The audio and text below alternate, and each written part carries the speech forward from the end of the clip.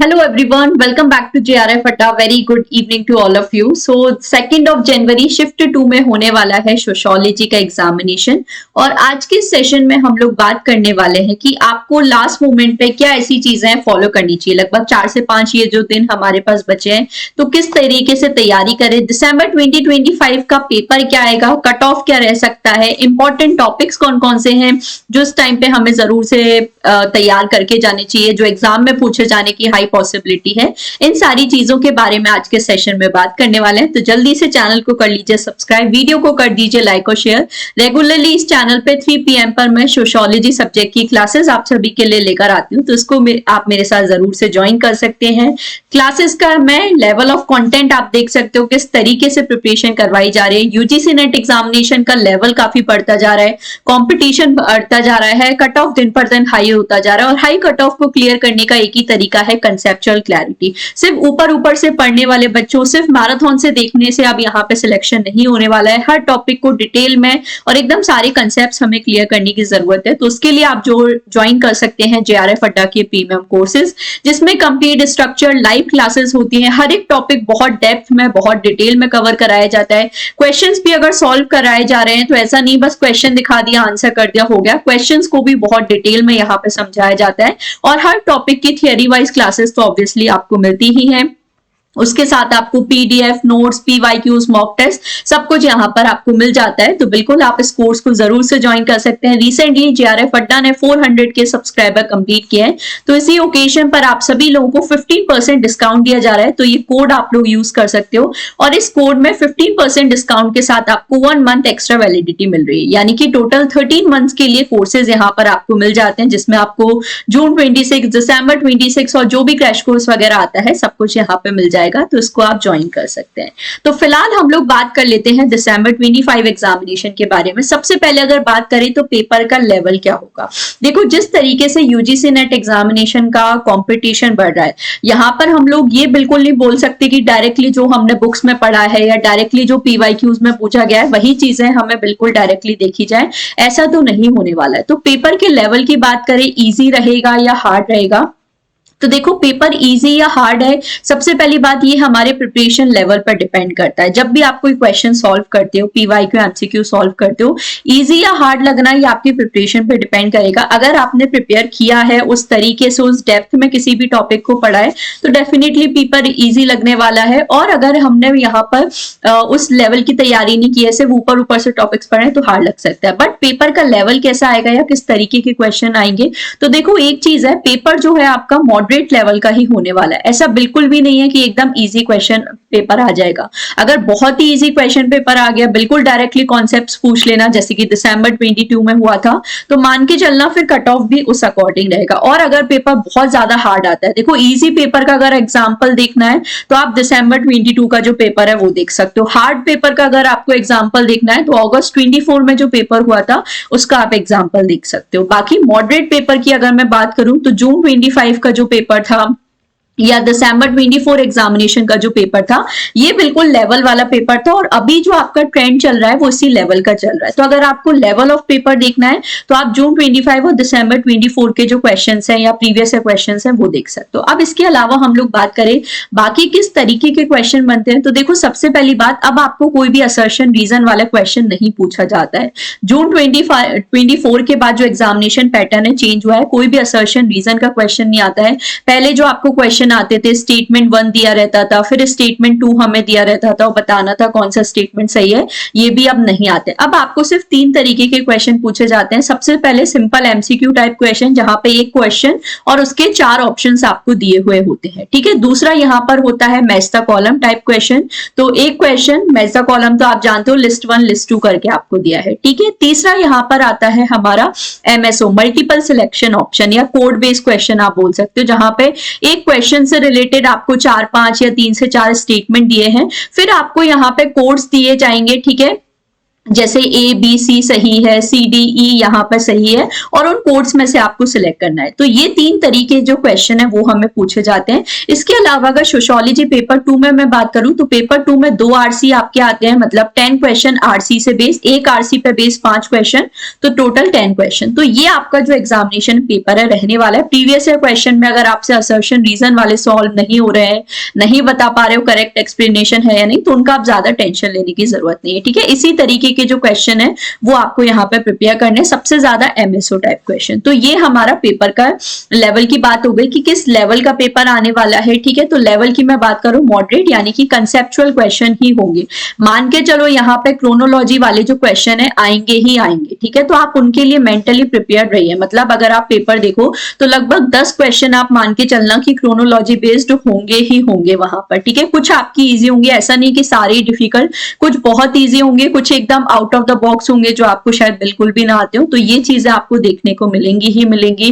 Code based question होंगे, लेंदी statement based question होंगे, तो पेपर जो है आपका लेंदी होने वाला है। तो मेक श्योर आपने सीबीटी मोड में क्वेश्चंस की प्रैक्टिस की हो, जिससे आप एग्जाम हॉल में टाइम पे अपना पेपर कर पाए। तो लेंदी ही आएगा पेपर, क्रोनोलॉजी वाले क्वेश्चन भी आएंगे, अटपटे एक्स्ट्रा थिंकर्स भी आपको देखने को मिलेंगे, रैंडम टॉपिक्स भी देखने को मिलेंगे, क्योंकि कॉम्पिटिटिव एग्जामिनेशन है तो सब कुछ आपका पढ़ा हुआ नहीं आ सकता, कुछ ना कुछ एक्स्ट्रा चीजें आती ही आती है यहाँ पे, क्योंकि हमें यहाँ पे डिफरेंशिएट करना है, स्टूडेंट्स को कट ऑफ बताना है। तो ये पेपर का जो लेवल है इस तरीके से होने वाला है। दूसरी चीज बात आती है कट ऑफ क्या रहेगा। देखो ये बात आप भी जानते हो, पेपर देने से पहले हम लोग ऑब्वियसली कट ऑफ नहीं बता सकते कि हाई होगा या लो होगा, बट जैसा मैंने आपको बताया कि अगर पेपर बहुत ज्यादा हार्ड है, ठीक है, जैसे अगस्त 24 का था, तो मान के चलना कट ऑफ जो है वो आपका लो जाएगा, ठीक है। जैसे अगस्त 24 में जीआरएफ का कट ऑफ सिर्फ 204 मार्क्स था जनरल कैटेगरी का, तो पेपर अगर हार्ड है तो कट ऑफ अपने आप लो हो जाएगा। पेपर अगर बहुत ज्यादा इजी है तो आपका जो कट ऑफ है वो हाई चला जाएगा, जैसे कि दिसंबर 22 में मैंने बताया 230 मार्क्स जो अब तक का हाईएस्ट आपका कट ऑफ रहा था जनरल कैटेगरी जेआरएफ का, ठीक है। बाकी जो हमारा एवरेज कट ऑफ है क्या रहता है वो मैं आपको बताती हूँ। तो देखो जून 24 मतलब वही जो अगस्त का एग्जामिनेशन हुआ था, यहाँ पे मैंने बताया सबसे डिफिकल्ट पेपर तो 204 मार्क्स यहाँ पे था। दिसंबर 24 में देखो 228 मार्क्स जनरल कैटेगरी जेआरएफ का कट ऑफ अनरिजर्व में, और अगर जून 25 की बात करें तो 220 यहाँ पे ये जेआरएफ का कट ऑफ है। नेट की अगर मैं बात करूं तो 192 है, यहाँ पे 204 था, यहाँ पे 180 था।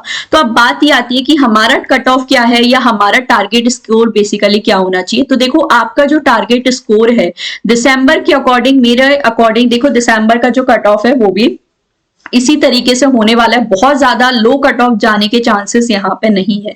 तो जो हमारा टारगेट स्कोर है वो होना चाहिए अराउंड 220 से लेके 220 प्लस मार्क्स बेसिकली आपका टारगेट होना चाहिए। मतलब जो कट ऑफ है हमारा इसी रेंज में रहेगा, 220 के लगभग 220 से 214 या 16 सॉरी 224 या 26 के रेंज में आप अपना जो कट ऑफ है मान के चल सकते हो। तो हमें इसी तरीके से तैयारी करनी है कि 220 प्लस मार्क्स होना चाहिए जीआरएफ के लिए। और अगर आप यहाँ नेट को टारगेट कर रहे हो तो नेट में भी आपको ट्राई करना है मिनिमम 190 मार्क्स तो आपके हो ही, और नेट के लिए भी स्पेशली अगर आप जनरल कैटेगरी से हो तो 200 आपको सोशियोलॉजी में मान के ही चलने पड़ेंगे, क्योंकि आपका इवन 204 नेट का कट ऑफ भी यहाँ पे जाता है और गया भी है। जैसे आपने देखा दिसंबर 24 में 204 था यहाँ पे, तो उस तरीके से भी आपको देखना है।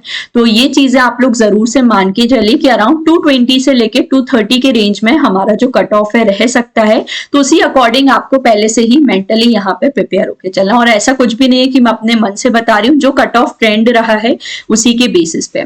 तीसरी चीज आती है कि अब इंपॉर्टेंट टॉपिक्स क्या हैं जो हमें इस टाइम पे सबसे ज्यादा प्रिपेयर करना चाहिए। तो देखो इंपॉर्टेंट टॉपिक से पहले मैं आपको बताना चाहूंगी किस यूनिट का कितना ज्यादा वेटेज है और हमें किस तरीके से प्रिपेयर करना है। तो मैं आपको हमेशा जैसे लास्ट 5 ईयर का यहाँ पर आप डेटा देख सकते हो, ये मैंने लिखा है किस यूनिट से कितने क्वेश्चन पूछे गए 2021 से 2025 तक, मतलब लास्ट 5 इयर्स का डेटा है। यहाँ पर आप देख सकते हो सबसे ज्यादा जो क्वेश्चन है हमेशा unit first, second and third से ही हमें यहाँ पर पूछे जाते हैं। तो लगभग आप मान के चलिए आपके 45 से 50 क्वेश्चन, ठीक है, 45 से 50 क्वेश्चन सिर्फ 3 यूनिट से ही आ जाते हैं। और ये तीन यूनिट्स की मैं बात करूं, स्पेशली जो यूनिट 1 है, यूनिट 1 के जो थिंकर्स हैं वो आप जानते हो बाकी यूनिट से भी रिलेटेड है, तो हमेशा इसका जो वेटेज है ज्यादा रहेगा ही रहेगा।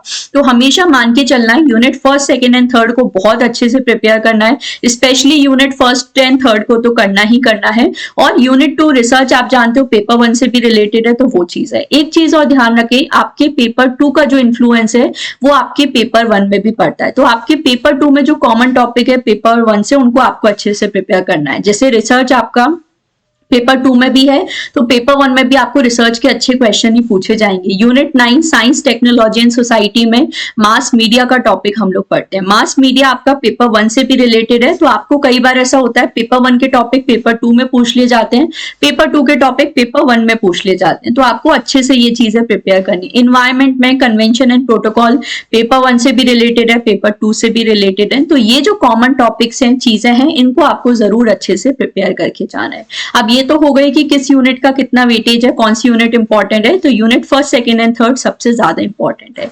इसके अलावा बात करें कि अब हमारे इंपॉर्टेंट टॉपिक्स कौन कौन से हैं, तो देखो सबसे पहला टॉपिक है टाइप्स ऑफ सोसाइटी। ठीक है, आपको यहाँ पे तैयार करके जाना है सारी types of society, hunting gathering और सीक्वेंस में, हंटिंग गैदरिंग, देन पेस्टोरल, फिर हॉर्टिकल्चर, फिर एग्रीकल्चर, फिर हम लोग इंडस्ट्रियल, पोस्ट इंडस्ट्रियल, और सभी टाइप्स ऑफ सोसाइटी के जो फीचर्स हैं वो हमें पता होना चाहिए। कई बार स्टूडेंट्स को ये भी नहीं पता होता कि पोस्ट इंडस्ट्रियल, इंडस्ट्रियल के क्या फीचर्स हैं, और अब यहाँ से अगर बहुत डिटेल क्वेश्चन आ जाए तो वो आंसर ही नहीं कर पाता, और हर बार आपको यूजुअली इस टॉपिक से डायरेक्टली इनडायरेक्टली क्वेश्चन देखने को मिलता है। तो सबसे पहले types of society, unit 126 thinkers आपको 100% प्रिपेयर करके जाने, इसका कोई सब्स्टिट्यूट है ही नहीं, इसको हम छोड़ के जाने की गलती कतई कर ही नहीं सकते। ठीक है, क्योंकि यहां से गारंटीड है क्वेश्चन आना ही आना। यूनिट 126 थिंकर्स में जो थिंकर्स ज्यादा पूछे जाते हैं उन पे आप ज्यादा फोकस कर सकते हो, जैसे क्लासिकल थिंकर्स को सबसे ज्यादा अच्छे से प्रिपेयर करना है। ठीक है, इंडियन थिंकर्स का वेटेज उतना ज्यादा नहीं है, तो इंडियन थिंकर्स में जैसे जीएस घुरे आप पढ़ सकते हो। ठीक है, वो राधा कमल मुखर्जी से क्वेश्चन बनते हैं।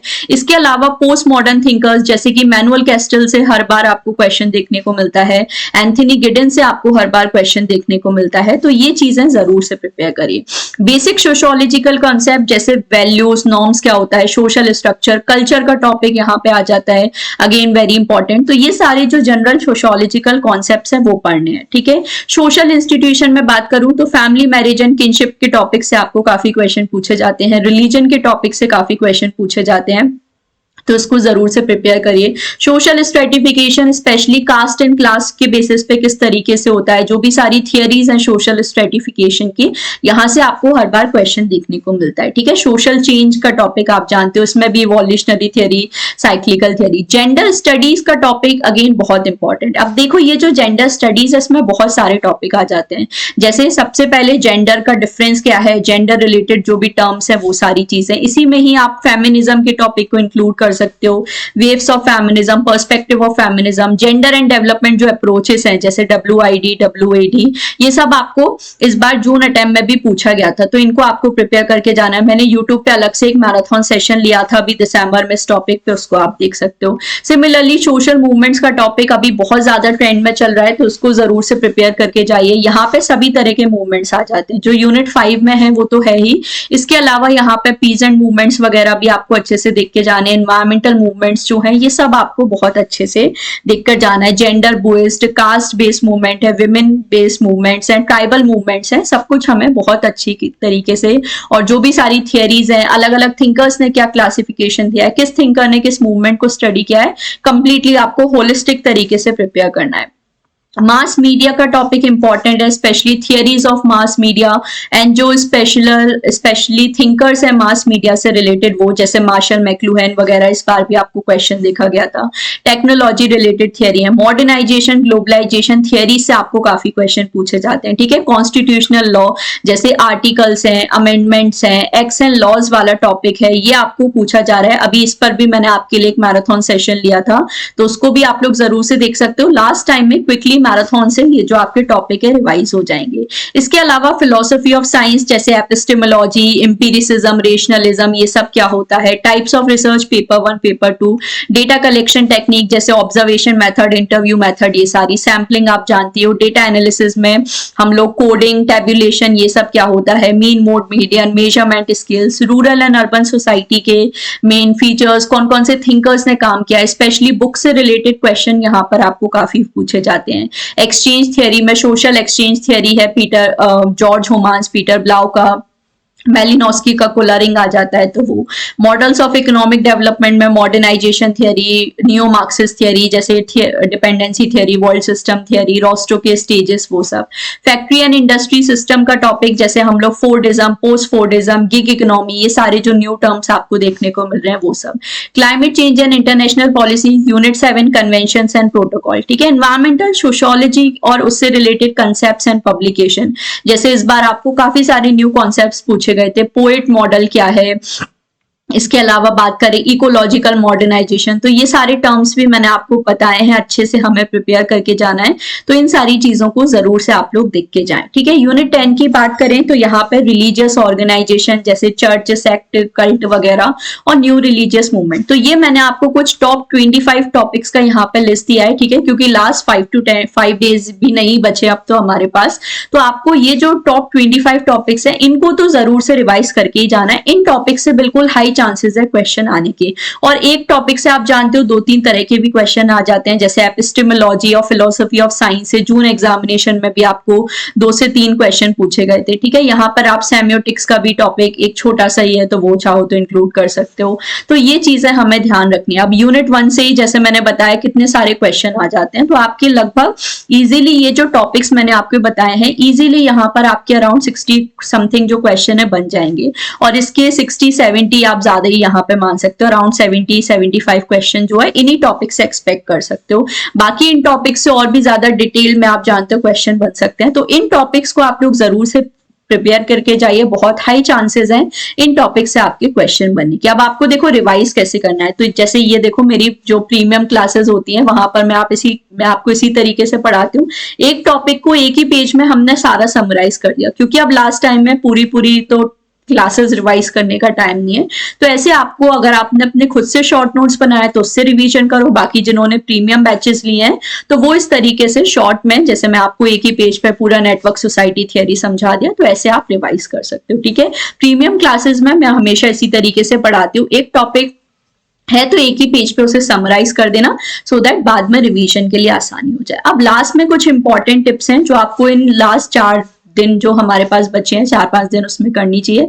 सबसे पहली चीज है जो रिसेंट पीवाईक्यूज है उनको जरूर से देख के जाए। मैं हमेशा आपको बोलती हूँ कम से कम 10 इयर्स के क्वेश्चन करने चाहिए, बट अभी इतना टाइम हमारे पास नहीं है, तो आपको ये इंश्योर करना है कि स्पेशली जो अभी रिसेंट एग्जाम के क्वेश्चन हुए हैं, जैसे जून 25 का जो पेपर है वो आपको जरूर बहुत अच्छे से सॉल्व करके जाना है, तो उसको जरूर से देख के जाइए।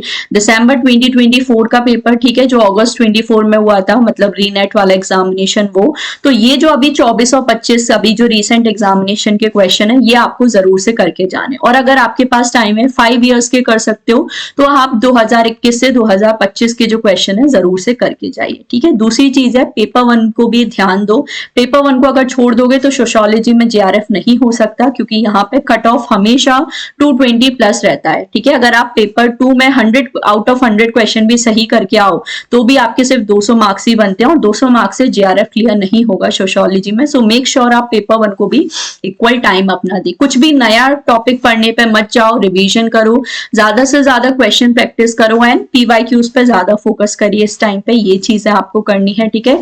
बहुत ज्यादा मैराथन्स या बहुत ज्यादा, क्योंकि इस टाइप पे ना यूट्यूब पर भी फोमो होता है कि ये भी देख ले, हमें लगता है यार कुछ मिस ना हो जाए, ये क्लास भी देख ले वो क्लास भी देख ले, तो ये मत करो, क्योंकि जो सब कर रहे हैं वो अगर वही चीज आप करोगे तो फिर सिलेक्शन ऐसे नहीं होने वाला। यहाँ पे जो सिलेक्शन है लेस देन 1%, सिर्फ 0.5% का होता है, तो जो सब कर रहे हैं 99% बच्चों का नहीं ही होगा जेआरएफ, ठीक है। तो हमें जो सब कर रहे हैं सिर्फ वो नहीं करना है, जो सब कर रहे हैं वो तो हमें करना ही है, बट हमें कुछ ऐसा भी एक्स्ट्रा करना है जो सब नहीं कर रहे हैं, जिससे हमारा सिलेक्शन है इंश्योर हो और हम इस 0.5% की रेस में आ जाए। तो मेक श्योर आप इन चीजों पे काम करें, अपने फैक्ट्स अच्छे से रिवाइज करें, बुक्स एंड ऑथर्स वगैरह का अच्छे से रिवीजन करें, ये चीज आपको हेल्प करेगी। एंड आरसी पे जरूर से फोकस करिए।